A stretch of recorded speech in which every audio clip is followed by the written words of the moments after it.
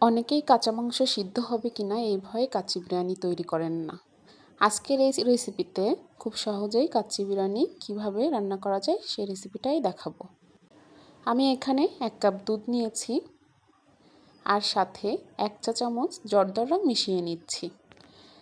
মেশানো হয়ে গেলে এক সাইডে রেখে দিচ্ছি। এবার এখানে নিয়েছি 3টা আলু। আমি এভাবে কেটে নিয়েছি আর সামান্য জর্দা রং দিয়ে মাখিয়ে নিচ্ছি। কাচ্চি বিরিয়ানিতে আলুটা খুব বড় ভূমিকা পালন করে, তাই আলুটা খুব ভালোভাবে ভেজে নিব।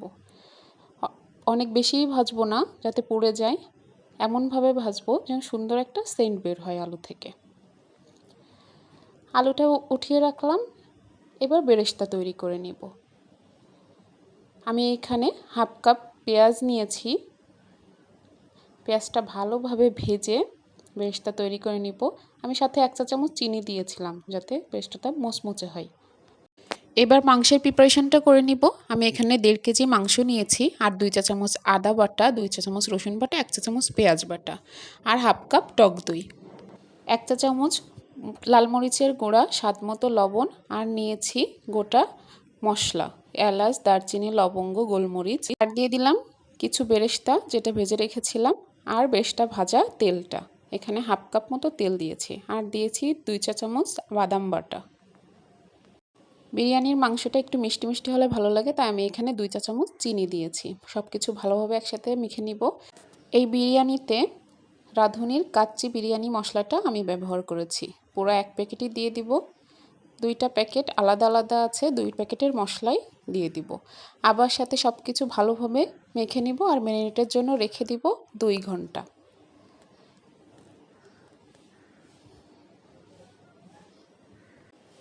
এখানে পোলাওয়ের চাল নিয়েছি 3 কাপ। চালটা ভালোভাবে ধুয়ে পানি ঝরিয়ে নিব।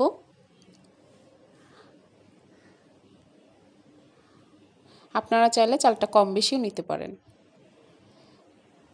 এখানে চুলায় আমি পানি দিয়েছি, সাথে দিয়েছি এলাচ, তেজপাতা আর শাহি জিরা। ধুয়ে রাখা পোলাও চালগুলো দিয়ে দিব আর আমি এই চালটা 80% সিদ্ধ করে নিব। পুরোপুরি সিদ্ধ করব না। আমার চালটা প্রায় সিদ্ধ হয়ে গেছে, পুরোপুরি সিদ্ধ হয়নি, 80% মতো সিদ্ধ হয়ে গেছে। এখন চালগুলো উঠিয়ে রেখে দিব পানি ঝরাতে। এখানে 2 ঘন্টা পর আমি ম্যারিনেটেড করা মাংসের মধ্যে ভেজে রাখা আলুগুলো দিয়ে দিব আর সাথে কিছু কাঁচামরিচ দিয়ে দিব উপর দিয়ে, কিছু বেরেস্তা দিব উপর দিয়ে, কিছু গুঁড়া দুধ দিয়ে দিব। আমি এখানে 10 টাকা দামের 1 প্যাকেট গুঁড়া দুধ ব্যবহার করেছি আর উপর দিয়ে চাল দিয়ে দিব।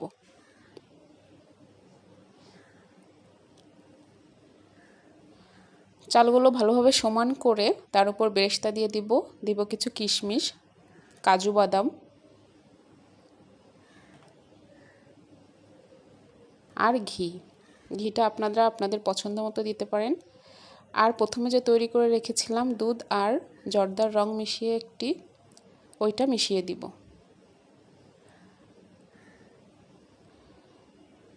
এখন আটা দিয়ে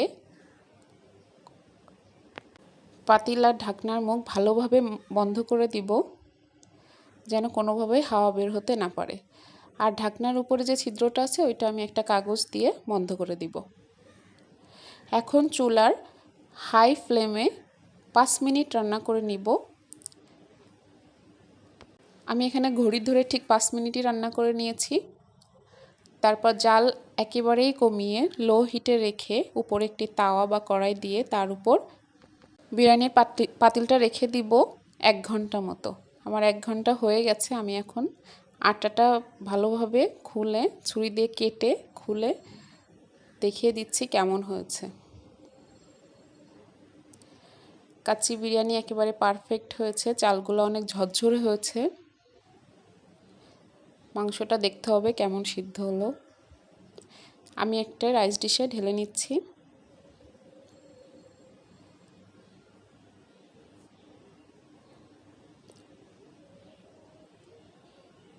মাংসটা পুরোপুরি সিদ্ধ হয়ে গেছে, একেবারেই নরম হয়ে গেছে।